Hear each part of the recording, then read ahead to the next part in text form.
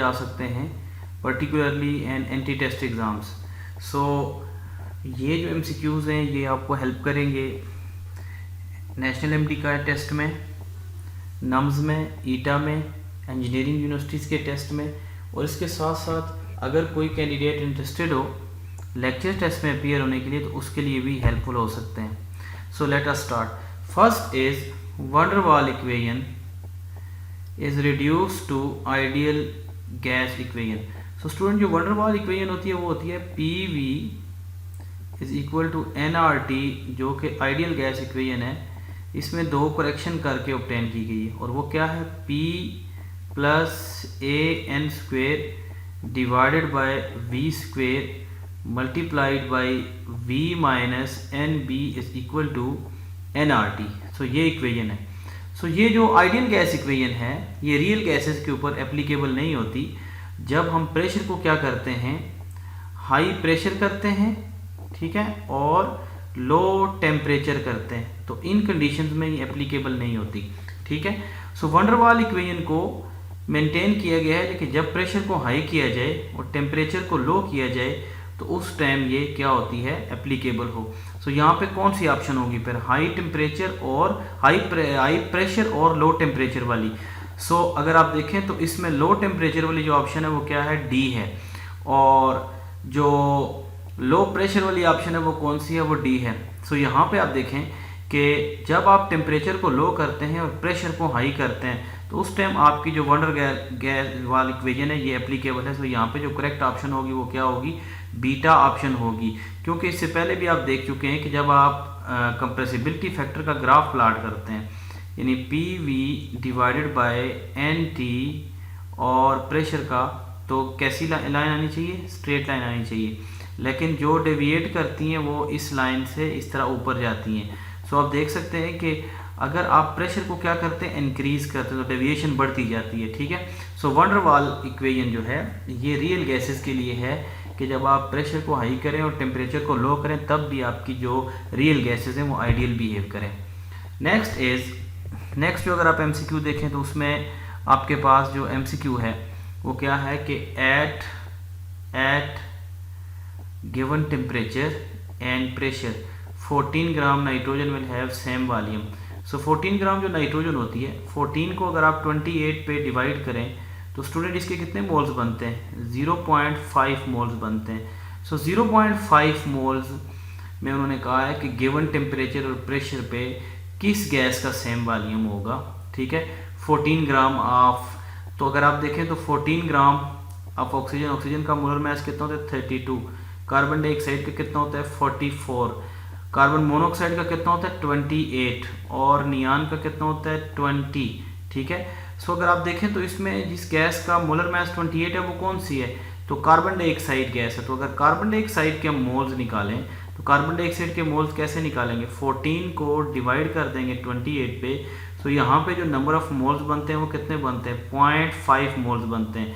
सो 0.5 mole carbon monoxide और 0.5 mole nitrogen का volume same होता है अगर टेम्परेचर और प्रेशर को सेम रखा जाए, यानी कि आप इसको STP कंडीशन कह लें या सिमिलर कंडीशन कह लें, तो इस पर इनका सेम वॉल्यूम होता है। तो यहाँ पे क्या करेक्ट ऑप्शन होगी, that would be option C, R Charlie option.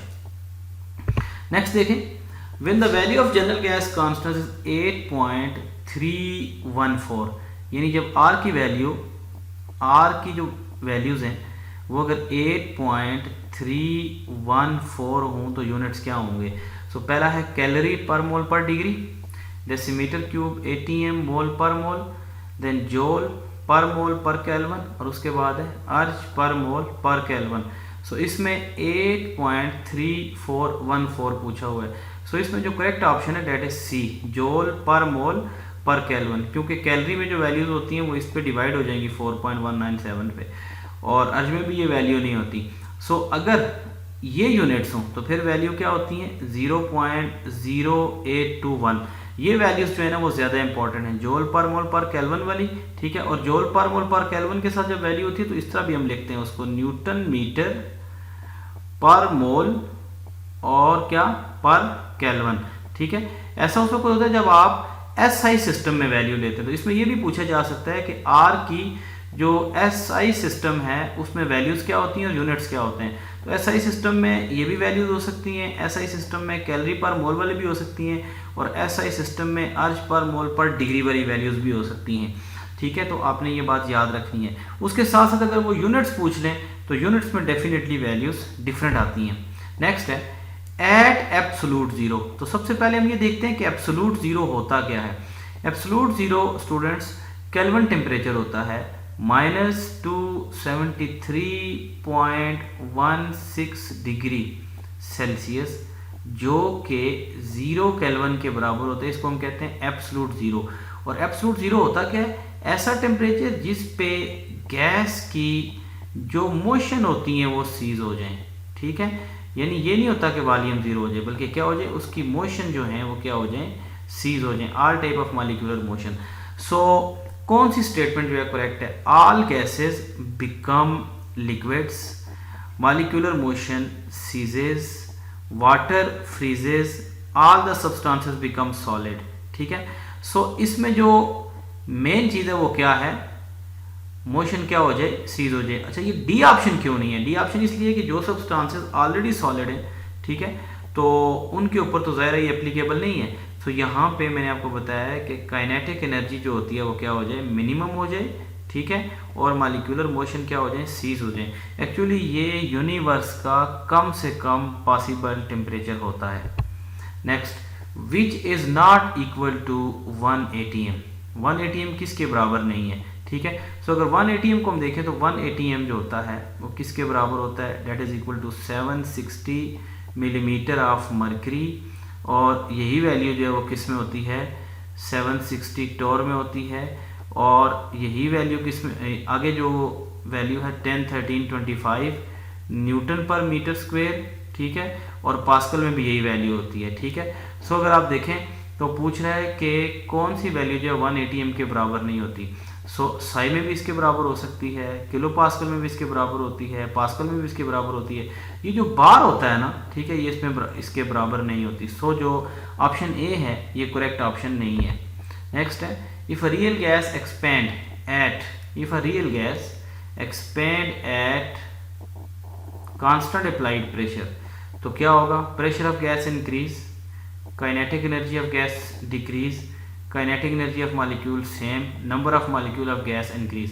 पहली बात तो ये है कि जो आपका प्रेशर है और टेम्परेचर है, तो इसके चेंज होने से गैस के मॉलिक्यूल के वॉल्यूम पे फ़र्क तो पड़ता है, लेकिन गैस के मॉलिक्यूल के नंबर पे फ़र्क नहीं पड़ता। ठीक है, तो इसलिए पहला ऑप्शन है कि प्रेशर ऑफ गैस इंक्रीज।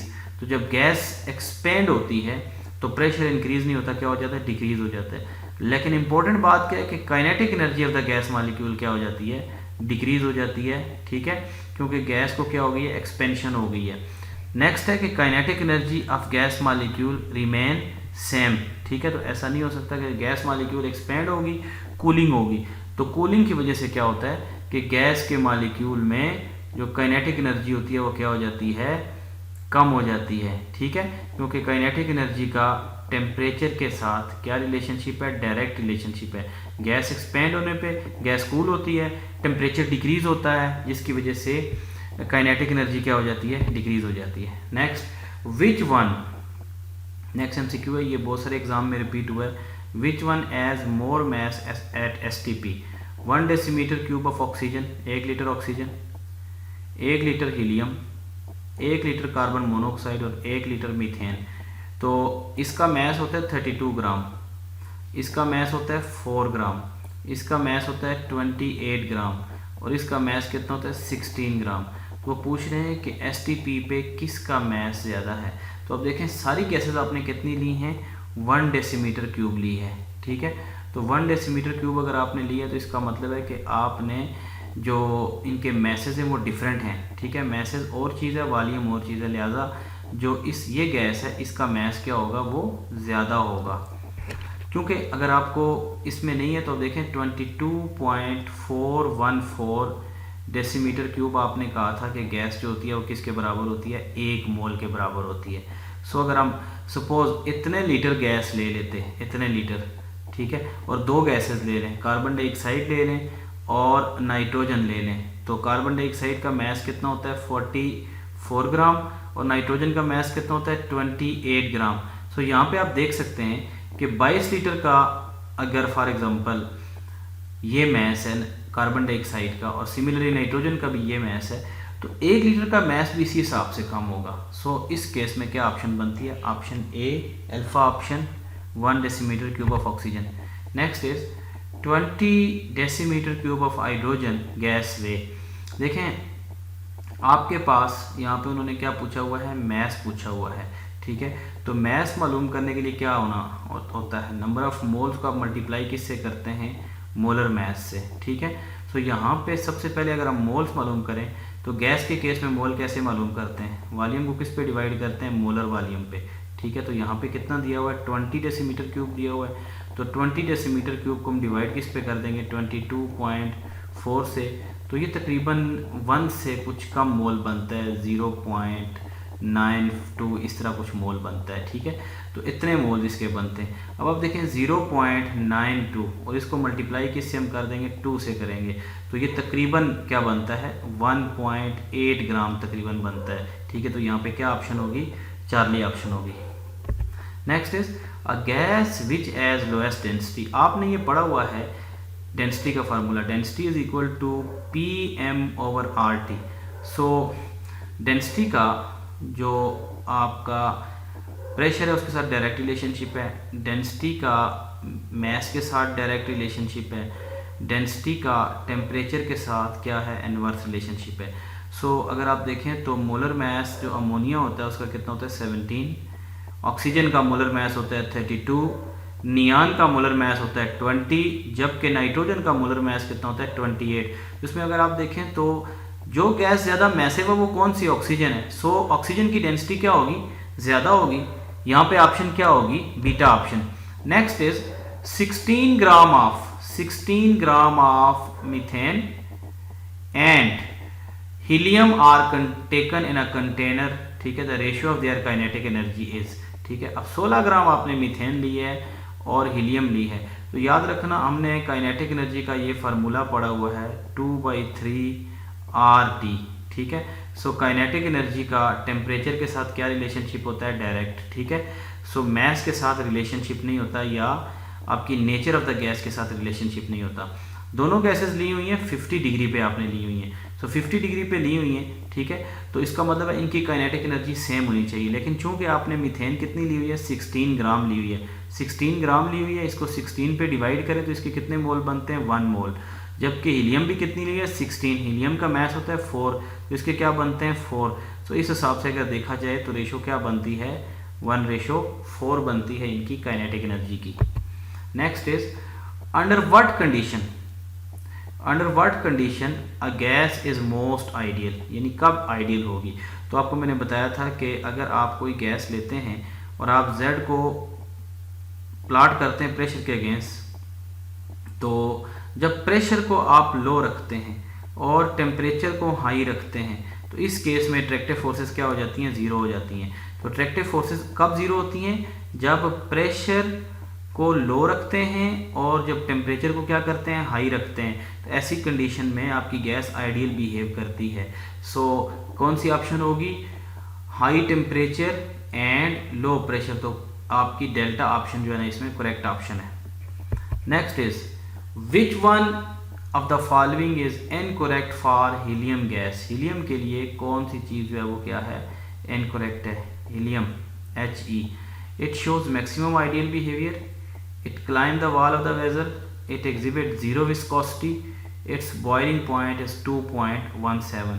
सो अगर आप हीलियम की बात पूछी जाए तो इसमें जो करेक्ट ऑप्शन है वो क्या है, वो ये वाली है कि इसमें मैक्सिमम आइडियल बिहेवियर होता है। अगर हम 4 गैसेस को देखें, हीलियम को देखें, हाइड्रोजन को देखें, नाइट्रोजन को देखें, तो हीलियम इसमें मोनोटॉमिक गैस है, ठीक है। तो इसका जो वॉल्यूम होता है वो कम से कम होता है। So this gas behave most ideally. Next is value of absolute zero. Absolute zero जो भी आपको बताया उसकी वैल्यू क्या होगी, इससे पहले भी डिस्कशन हुई है। एब्सोलूट ज़ीरो की वैल्यू होती है -273.16 डिग्री सेल्सियस, और अगर केल्विन में पूछा जाए तो इसकी वैल्यू क्या होती है 0 केल्विन। और एक दफ़ा फिर बता दूं कि जब टेम्परेचर 0 केल्विन होता है तो kinetic energy of the molecule क्या हो जाती है, मिनिमम हो जाती है, यानी काइनेटिक एनर्जी या मॉलिक्यूलर मोशन क्या हो जाती है, सीज हो जाती है। Next, which mixture of gas does not follow Dalton law of partial pressure. याद रखना student, Dalton law of partial pressure किसके लिए होता है, इनर्ट गैसेस के लिए होता है, ऐसी गैसेस जो आपस में रिएक्ट ना करें, ठीक है। सो नाइट्रोजन और hydrogen, carbon dioxide and SO2, methane and ammonia, ammonia and HBr, ठीक है। तो इसमें अगर आप देखें तो ऑर्डिनरी प्रेशर पे ये रिएक्ट नहीं करती आपस में, कार्बन डाइऑक्साइड और SO2 भी रिएक्ट नहीं करती। रीज़न ये है कि नाइट्रोजन और हाइड्रोजन दोनों नॉन पोलर है। कार्बन डाइऑक्साइड और SO2 में से जो कार्बन डाइऑक्साइड है वो क्या है, ये नॉन पोलर है, ठीक है। इसलिए कार्बन डाइऑक्साइड SO2 के साथ क्या करेगी, रिएक्ट नहीं करेगी, ठीक है। मीथेन नॉन पोलर है जबकि अमोनिया पोलर है, सो मीथेन अमोनिया के साथ रिएक्ट नहीं करेगी। जबकि अमोनिया और HBr ये दोनों जो हैं ये क्या करेंगी, रिएक्ट करके ये बना देंगी अमोनियम ब्रोमाइड, ठीक है। इसलिए कि ये दोनों पोलर हैं, so both these will react to form ammonium bromide, ठीक है। इस वजह से अगर देखा जाए तो जो ऑप्शन बी है यहाँ पे रेलेवेंट ऑप्शन है, इनके ऊपर Dalton law of partial pressure applicable नहीं होता। Next is which of the following graphs correctly describe the behaviour of fixed mass of an ideal gas. So first option है pressure and volume, second is PV against temperature, third graph is volume versus temperature and fourth one is PV versus pressure. तो यहाँ पे T क्या है, constant है। सो इस case में उन्होंने पूछा हुआ है कि कौन सा जो है वो किसको डिस्क्राइब करता है, आइडियल गैसेस के लिए। सो टेम्परेचर को कांस्टेंट रख के PV और जो P का प्रोडक्ट है इसको प्लॉट करते होते हैं, और अगर इस तरह स्ट्रेट लाइन ग्राफ आ जाए तो ये क्या शो करता है, आइडियल बिहेवियर शो करता है। विच of the following gases has highest rate of diffusion at particular temperature, यानी कोई टेम्परेचर आप सिलेक्ट कर लें और इस पे हाईएस्ट रेट ऑफ डिफ्यूजन किसका होगा। तो आपने पढ़ा हुआ है कि rate of diffusion is inversely proportional to square root of their density, या rate of diffusion is inversely proportional to square root of molar mass. ये दो बातें आपने पढ़ी हुई हैं, ठीक है। सो इसमें अगर आप देखें तो कार्बन मोनोऑक्साइड का जो मोलर मास है वो कितना होता है, 28 ग्राम है, ठीक है। HCl का मोलर मास होता है 36.5, जो C2H4 है इसका मोलर मास है 28, और जो C3H4 है इसका मोलर मास है 48। तो यहाँ उन्होंने पूछा IS रेट, तो IS रेट में यहाँ पे CO और जो आपका क्या कहते हैं C है, इन दोनों का मोलर मास सेम है, ठीक है। बट अगर आप देखें CO को, तो CO का जो साइज़ है वो क्या है, वो कम है, मोलर मास भी कम है और साइज़ भी कम है। C2 जो H4 है इथीन, इसका साइज़ बड़ा है, सो इसका जो रेट ऑफ डिफ्यूजन होगा वो क्या होगा, ज़्यादा होगा। Next is Dalton law of partial pressure. Again Dalton law से क्वेश्चन है, Dalton's law of partial pressure is not applicable to which under ordinary conditions, ठीक है। फर्स्ट ऑप्शन है आपकी H2 एंड N2, तो ऑर्डिनरी कंडीशन में इसके ऊपर एप्लीकेबल नहीं होता। उसके बाद है NH3 और HCl, तो यस NH3 और HCl के ऊपर एप्लीकेबल नहीं होता, क्योंकि ये दोनों कंबाइन होकर क्या बना देते हैं, वाइट फ्यूम्स बनाते हैं, किसके, NH4Cl के, ये रिएक्ट कर जाते हैं। H2 और CO2 भी रिएक्ट नहीं करते because both are non polar, ठीक है। तो यहाँ पे क्या ऑप्शन होगी, बीटा ऑप्शन होगी, which will be correct option. Next is which of the following can be most readily liquefied. कौन सी गैस बआसानी लिक्विफाई की जा सकती है। सो लिक्विफिकेशन के लिए तीन चीज़ें ज़रूरी हैं, एक साइज़ है, एक पोलैरिटी है, ठीक है। ये यानी कि मैं इंट्रिंसिक प्रॉपर्टी की बात कर रहा हूँ, एक्सटर्नल कंडीशंस की बात नहीं कर रहा, ठीक है। और तीसरे नंबर पे फोर्सेस ऑफ अट्रैक्शन है, ठीक है। तो अगर साइज़ और पोलैरिटी की बात करें तो जो गैस बड़े साइज़ की होती है वो इजीली लिक्विफाई होती है, और पोलर गैसेस भी इजीली लिक्विफाई होती हैं। सो इसमें अगर आप अमोनिया को देखें तो अमोनिया पोलर है, Cl2 नॉन पोलर है, SO2 पोलर है और CO2 भी नॉन पोलर है, ठीक है। मगर इसमें अगर अमोनिया और SO2 का कंपैरिजन करें तो जो ज़्यादा पोलर गैस है वो कौन सी है, अमोनिया है। So ammonia can easily be liquefied. Next is the temperature at which the physical properties of liquid and vapor pressure are identical is termed as। इसमें फिजिकल प्रॉपर्टीज डिफरेंट होती हैं, यानी इसमें असल में क्या होता है कि कोई भी गैस जब लिक्विड में चेंज होती है, when gas change into liquid, तो इस फिनोमेना को क्या कहते हैं, लिक्विफिकेशन। तो उसके लिए हमें क्रिटिकल फिनोमेना चाहिए होते हैं, critical temperature, critical pressure and critical volume. So इसमें जो पहले नंबर पे है स्टैंडर्ड टेम्परेचर। तो स्टैंडर्ड टेम्परेचर जो है इस पे लिक्विड और वेपर्स का वेपर प्रेशर सेम नहीं होता। ट्रांजिशन टेम्परेचर क्रिस्टल्स के लिए होता है, इसमें दो क्रिस्टलाइन सॉलिड को एग्जिस्ट करते हैं।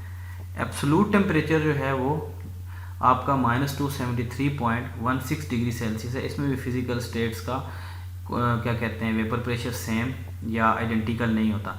सो लास्ट ऑप्शन इज़ जो गैसेस से रिलेटेड है, दैट इज क्रिटिकल टेम्परेचर, जिसको हम क्या कहते हैं, TC कहते हैं। क्रिटिकल टेम्परेचर होता क्या है, वो हाईएस्ट टेम्परेचर जो गैस की लिक्विफिकेशन के लिए चाहिए हो। Next is equal volume of two gases. दो गैसेस हैं जिनका वॉल्यूम सेम है, are kept in separate container at same temperature and pressure, then the mass of two gases are same. दो डिफरेंट गैसेस हैं, ठीक है, तो ज़ाहिर है मैथ सेम नहीं हो सकता। The molecular structure of the two gases would be similar. अब आपने डिफरेंट जो गैसेस ली हुई हैं तो उनका स्ट्रक्चर सेम हो भी सकता है, नहीं भी हो सकता। C option, the two gases if allowed to diffuse would do so at same rate. ये भी डिपेंड करता है कि उनका साइज मैस क्या है। The two gases contain the same number of molecule. अब आप देखें जो फर्स्ट ऑप्शन है, फर्स्ट ऑप्शन में हमें नहीं पता कि गैस का मैस सेम है कि नहीं है, दूसरे में भी हमें नहीं पता कि उनका स्ट्रक्चर सिमिलर है या नहीं, तीसरे में भी हमें नहीं पता कि वो डिफ्यूज सेम करेंगी या नहीं करेंगी। बट आपने कहा है कि equal volume of two gases, दो गैसेस उनका वॉल्यूम सेम हो। जब सेम होता है तो उन गैसेस के अंदर नंबर ऑफ मॉलिक्यूल सेम होते हैं, क्योंकि आपने पढ़ा हुआ है वोगैडो नाम के मुताबिक एक टर्म आपने पढ़ी हुई है मोलर वॉल्यूम, ठीक है, जिसकी वैल्यू क्या होती है 22.4, ठीक है। सो कि अगर STP कंडीशंस हों तो एक मोल के गैस का वॉल्यूम फिक्स होता है, या हम ये कहते हैं कि नंबर ऑफ मोल्स जो होते हैं वो डायरेक्टली प्रोपोर्शनल होते हैं किसके, वॉल्यूम के। अगर वॉल्यूम सेम है तो इसका मतलब है मोल्स क्या है, सेम है, क्योंकि कंडीशन सेम है। जब मोल सेम है तो इसका मतलब है उनके अंदर नंबर ऑफ मॉलिक्यूल्स क्या होंगे, सेम होंगे। Next, neutral plasma exist only at very low high temperature, low temperature vacuum, absolute temperature and both. तो ये जो प्लाज्मा होता है ना, ये हाई टेम्परेचर पे एग्जिस्ट करता है, ठीक है, न्यूट्रल हो या कोई भी हो, तो याद रखना हाई टेम्परेचर पे, ठीक है। नेक्स्ट इज वंडर वाल equation explain the behaviour of. अभी पहले भी बताया था कि वंडर वाल इक्वेशन जो है वो किस गैस की, रियल गैस के बिहेवियर को एक्सप्लेन करती है, और ये होती क्या है, करेक्शन है आपके आइडियल गैस में, P + AN²/V² multiplied by V - NB = nRT, ठीक है।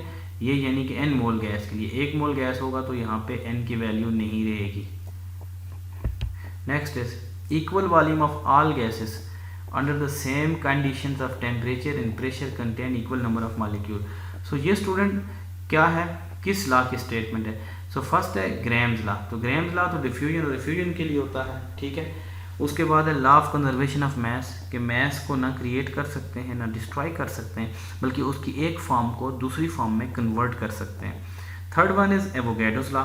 सो ये जो स्टेटमेंट है स्टूडेंट, ये एवोगैडो लॉ की स्टेटमेंट है कि अगर वॉल्यूम सेम हो तो उनके अंदर नंबर ऑफ मॉलिक्यूल सेम क्या होंगे, सेम होंगे, यानी V is directly proportional to N या V is directly proportional to capital N, ठीक है, number of molecules. Law of constant proportion, तो लॉ ऑफ कांस्टेंट प्रोपोर्शन भी ये नहीं है। Next is for a gas which pair of variable are inversely proportional to each other. तो आपको पता है कि V is directly proportional to T, V is directly proportional to N, V is directly proportional to P, ठीक है। So इसमें क्या है, P और V क्या है आपस में, ये इनवर्सली प्रोपोर्शनल हैं, ठीक है। तो क्या ऑप्शन होगी, beta option. Next is the rate of diffusion of SO2, CO2, PCl3 and SO3। SO2 का जो मोलर मैस होता है वो कितना होता है 64 ग्राम, CO2 का मोलर मैस होता है 44 ग्राम, PCl3 का मोलर मैस होता है 31 प्लस 35.5 मल्टीप्लाइड बाई 3, और SO3 का मोलर मैस कितना होता है, SO3 का मोलर मैस होता है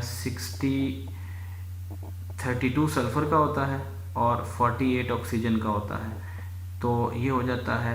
तो आप यहाँ पे देखें कि इसमें पहले नंबर पे जिसका मैस है कम वो कार्बन डाइऑक्साइड का है, फिर SO2 का है, फिर किसका है SO3 का, और लास्ट पे PCl5 है।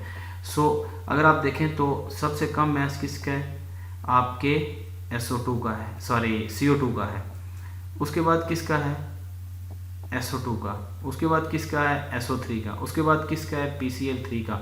सो ज़्यादा मैंने पूरी कैलकुलेशन नहीं की, नहीं करने की ज़रूरत है, ठीक है। तो इसमें आप देखें आपकी डेल्टा ऑप्शन है, क्योंकि जो लाइट गैस होती है उसका रेट ऑफ डिफ्यूजन फास्ट होता है, यानी उसकी मूवमेंट या स्पीड फास्ट होती है। नेक्स्ट है Avogadro's number is the number of molecule present in. Avogadro number क्या होता है, number of molecule 11.2 decimetre cube of STP, ठीक है। तो 0.5 मोल बनता है, तो एवोगैड्रो नंबर तो 1 मोल का होता है।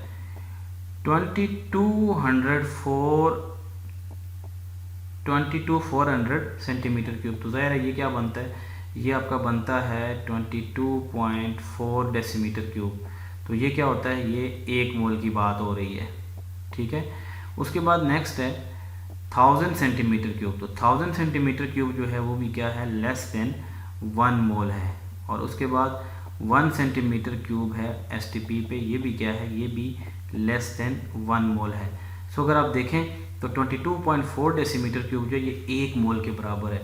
और कोई भी चीज़ जो 1 मोल होती है उसके अंदर नंबर ऑफ़ पार्टिकल्स या नंबर ऑफ़ मॉलिक्यूल्स कितने होते हैं, एवोगैड्रोस नंबर ऑफ़ मॉलिक्यूल्स होते हैं। तो यहाँ पे कौन सी ऑप्शन करेक्ट है, beta option is the correct option, option B. Next is the ideal gas या ideal gas law predict that the molar volume of a gas equals to.